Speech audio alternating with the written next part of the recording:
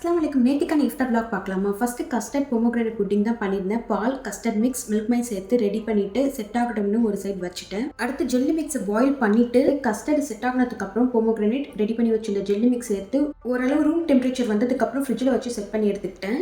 இப்போ பாதாம் கஞ்சி ரெடி பண்ணுறதுக்கு பாதாம், முந்திரி, பச்சரிசி வறுத்து பவுடர் பண்ணி எடுத்துக்கிட்டேன். பால் கூட பாதாம் மிக்ஸ் பவுடர், மில்க் மைட், ஏலக்காய் சேர்த்து குக் ஆகினதுக்கு அப்புறம் குங்குமப்பூ சேர்த்து ரெடி பண்ணி வச்சிருந்தேன்.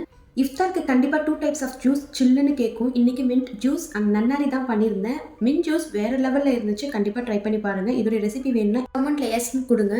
நன்னாரி ஜூஸ் கூட சப்ஜா சீஸ் கூட ஜெல்லியும் மிக்ஸ் பண்ணியிருந்தேன். இதுவும் சூப்பராக இருக்கும். அடுத்து பஜ்ஜி பண்ணுறதுக்கு வெங்காயம் கூட ஸ்வீட் கார்ன் சேர்த்து தான் ஃப்ரை பண்ணியிருந்தேன். இந்த இஃப்தாருக்கு உடம்பு கூலாக வச்சிருக்கும் கடல் பாசி கண்டிப்பாக டெய்லி எடுத்துக்கோங்க. டபுள் லேயர் அண்ட் டபுள் ஃப்ளேவரில் கொடுத்துருந்தேன். வெனிலா அண்ட் ரோஸ் மில்க் ஃப்ளேவரில் தான் கொடுத்துருந்தேன். டேஸ்ட்டும் அல்டிமேட்டாக இருக்கும், பார்க்குறதுக்கும் கலர்ஃபுல்லாக இருக்கும். நேற்று இஃப்தார் எப்படி தான் போச்சு, உங்களுக்கு எப்படி போச்சுன்னு சொல்லிட்டு கமெண்ட் பாக்ஸில் கமெண்ட் பண்ணுங்கள். அஸ்ஸலாமு அலைக்கும். தேங்க்யூ ஃபார் வாட்சிங்.